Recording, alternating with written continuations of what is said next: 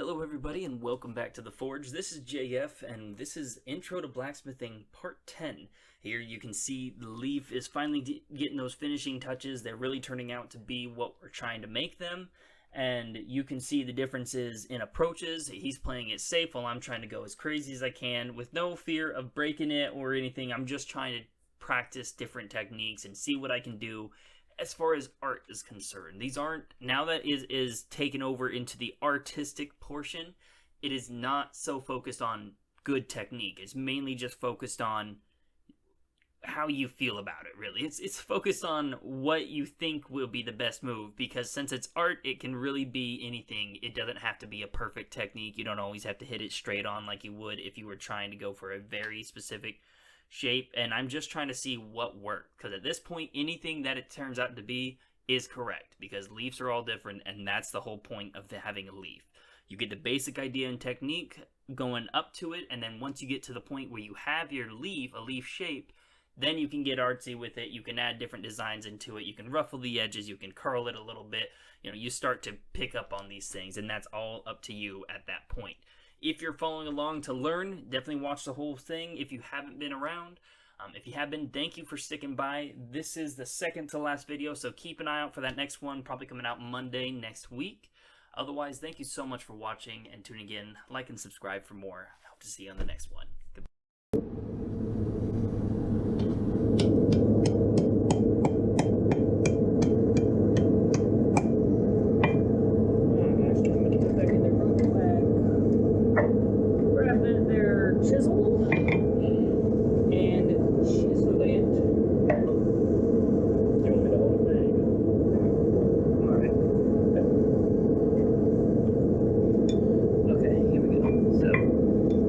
Here, I'm going to take this, potentially do something with it, most likely fuck it up, and take that.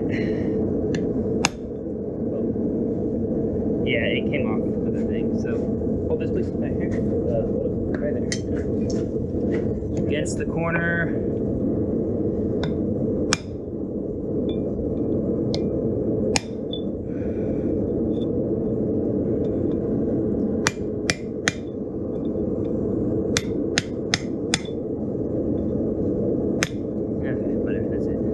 It didn't work. I thought I was going to do different. It did some of what I wanted it to do. You see? Yeah.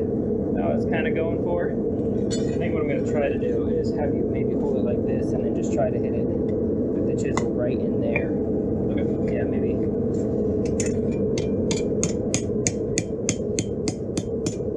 Let's see if I remember right. So what I'm doing is thin it out. Get it on like the edge, kind of flip it over, hit it again.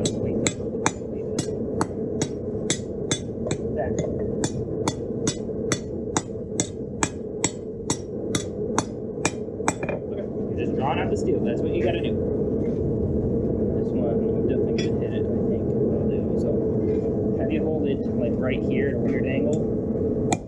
Then I'll hit it with the chisel over on that edge, because hopefully I can. But what I'm really trying to do is trying to see about a way to get this to be hit that way without ruining the curve and what I got. So maybe I'll hit it this way. And yeah, I'm just gonna have you hold it tight. Okay. One of the things I am doing more is help.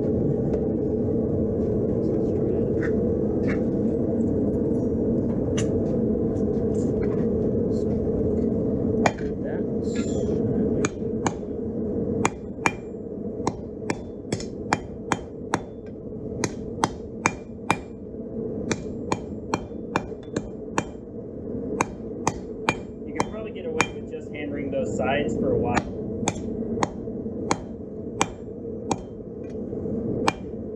Yeah, keep drawing it out. You really only need like 2 taps on that larger side, because it's already wide and thin. Like you want it, well, it's already thin, but it's super wide. So you need more taps. The tap on that side is just to help it draw, but you're mainly just trying to focus on getting it thin. Okay, so this more on the side, and then like 1 or 2. Yeah, that's only to flatten it down if you need to. And to keep it from getting too wide, but yeah, it's, for the most part, you're going to be doing that. Okay. It's definitely becoming more thin now. Yeah, so you just got to hit more on those sides. So less you don't necessarily need to do it, but it's so wide. You got to look at it at your thickness. If you were trying to keep, if it was the same right size already, and you were trying to draw it out just thinner and bring it both out at the same time, you would sit there and do back and forth the exact same amount of hits. But since it's wider here than it is here, you can hit more here because then it'll make it more even, and that's what you want because then you can bring it out that even. Yeah, it makes it less like a, I guess you said rectangle, more like a square. Yeah, exactly. Squares are easier to draw out. But when you draw it out, it becomes a rectangle, so you have to make it back into a square. Yes, that's the point. Constant reshaping and shaping of metal. GoPro, stop recording. GoPro, start recording.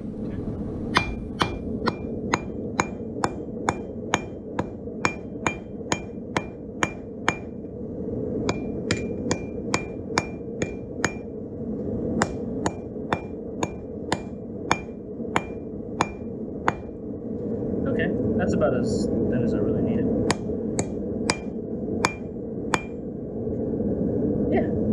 Yeah, now if you want to make it a keychain, you just have to thin out the keychain portion of it.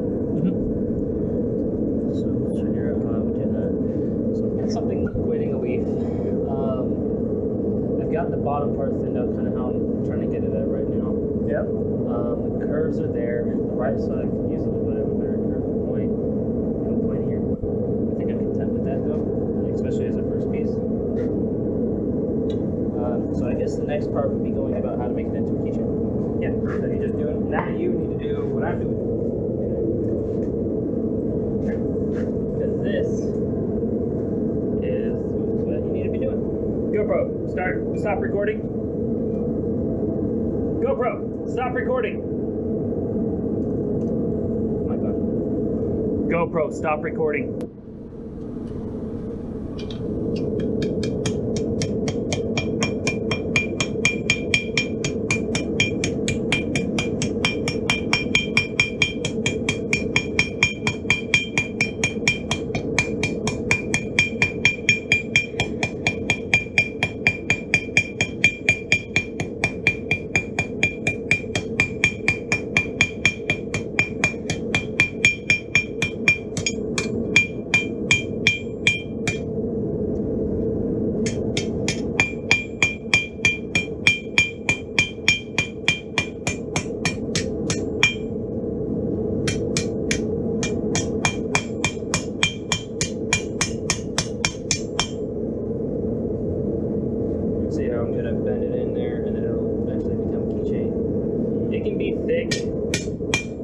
Just thin it out what you can do, and I'm not going anything too crazy because it's Trying to figure out exactly what you're doing. So- I got an idea.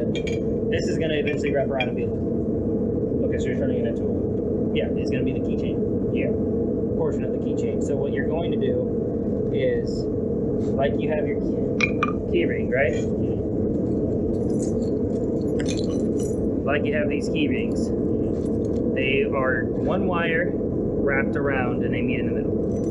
So you're kind of going for that look since you're not going to use that specifically. The other thing you can do is if you have an extra one of these, which you're probably going to do anyways, you can just make this a complete circle, smush it together, and then that's your keychain, and you just get one of these on there. Slides, Yeah. So It's just going to be hard because of how thick it is. So I need to thin it out. That'd be the right word. Thin it out for sure, John. Yes. Like kind of like what you've got right there, and then loop it around. Are you about to loop it around, or is Yeah, this is where I'm about to loop it around here. Okay. I just had to bend it out that way because I'm talking about that profile thing here. I'm trying to keep it so that it's, maybe an inch off the ground if it sits. Just something that's thin within the same profile, but it has a lot of movement and depth to it because I don't want it to look like it's, I like it with the idea that it's been curled, it's kind of dead looking, it's withered, and so I like that idea. So I want to keep that movement, but I only want to move it within an inch, but still make it look like it has a ton of movement in it. So then I need to keep thinning out the throat. Yeah, the throat, the stem. Then out the stem, throat, whatever you want to call it. GoPro, stop recording.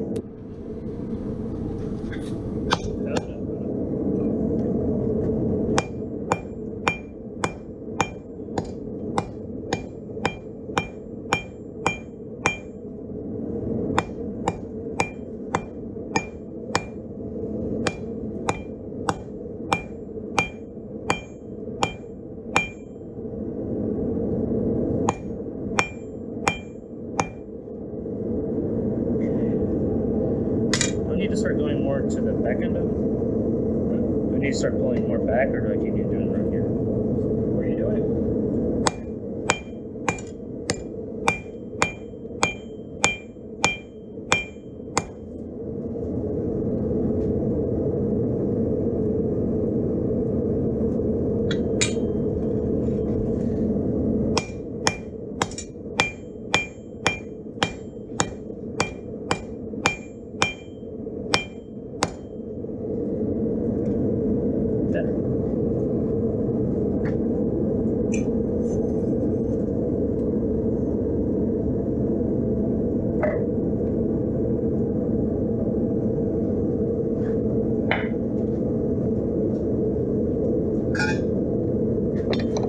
GoPro, stop recording.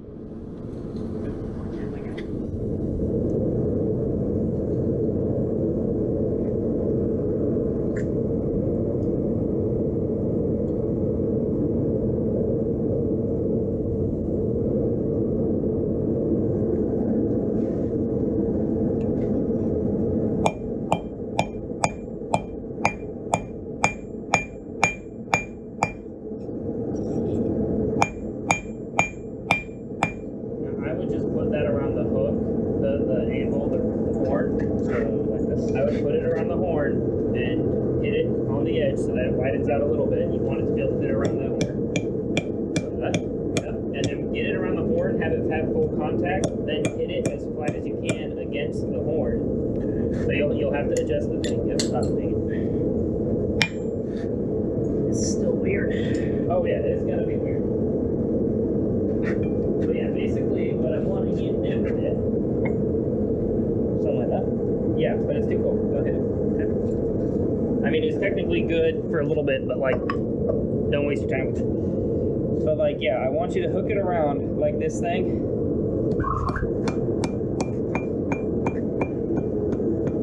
Cause say it's like this. If this was like this, I hit it. You can see how I squish that in there. Yeah. And then it will keep squishing around that. So then you would be able to eventually get it to almost a full hook, or you can turn it this way while you're hitting it, and that'll hook it. Like there's so many ways you can do it, but you can hook that whole thing, and that is right there. So like if I'm doing it, it would be more like this. I don't need this load. No, you can use this. That way you can do quick, light, easy. Yeah, be more precise. If it's already thin enough that you can leave that hook, but you might still you still need to thin that out because that's very thin and tall. You need it to be thin. There. It's rectangular right now. You need square. Because you see, look at that top. Yeah, that's thick right there. It is. It's got to be thinned out. So you put it against the hook like that.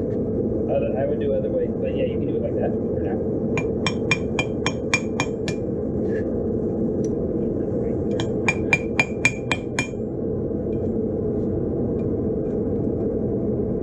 Show you how I would do it here, and that way you can try it out, because this is a whole new buggy.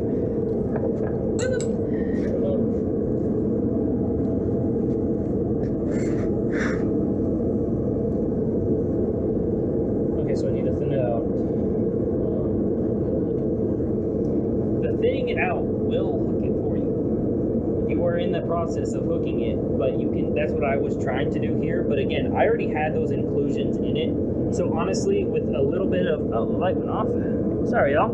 Anyways, with a little bit of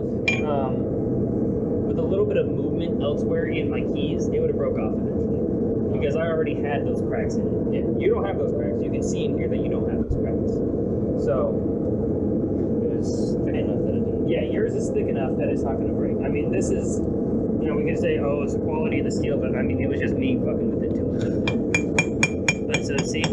I'm doing this, it's tightening it down without making it, with still thinning it out. You see how it's kind of gotten thinner on that one point? Yeah. So I would just do that the whole time, and then I would go down here with it. And see how it's wider in the center now? Yeah. So you would just want to keep doing that until that was set up. If you were good, you were happy with it. Okay. I kind of get what you did. You're essentially doing like what we were doing earlier with stretching it out, but you're doing it in more like a circular motion. Yeah, just because it's around the horn, it focuses on what I wanted to grab, and then that way, what it does is it pushes the inside in, while also lengthening the outside, so that's how you get that curve. Yes, it's pushing the inside in, but it forces the outside to lengthen. So you're like spreading it like this.